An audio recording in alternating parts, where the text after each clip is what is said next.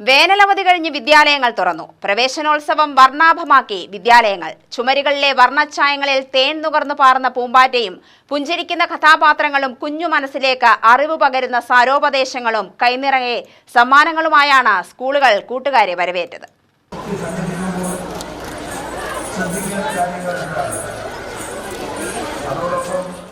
പഠനത്തിൽ നിന്ന് വിശ്രമം നൽകിയ കളിച്ചിരികളുടെ വേനലവധിക്കാലം കഴിഞ്ഞു.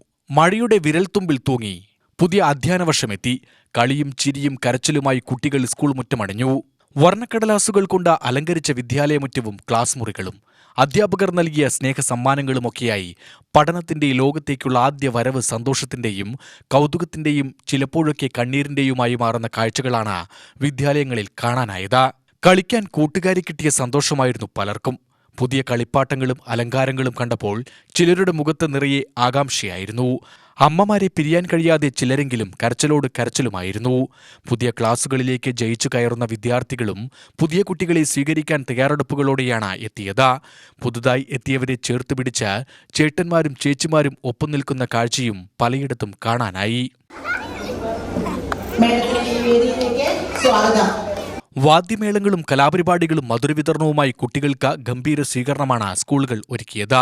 പ്രവേശനോത്സവത്തിനായി സ്കൂളുകളിൽ വിപുലമായ തയ്യാറെടുപ്പുകൾ നടത്തിയതിനൊപ്പം റോഡിലെ തിരക്ക് നിയന്ത്രിക്കാനും കുട്ടികളെ റോഡ് കുറുകെ കടത്താനും സഹായവുമായി പോലീസും സ്റ്റുഡന്റ് പോലീസ് കേഡറ്റും NCC വിദ്യാർത്ഥികളുമൊക്കെ സജീവമായിരുന്നു. സ്കൂൾ പരിസരങ്ങളിൽ ലഹരിക്കെതിരായ പരിശോധനയുമുണ്ടായി. UTV news, Palakkad.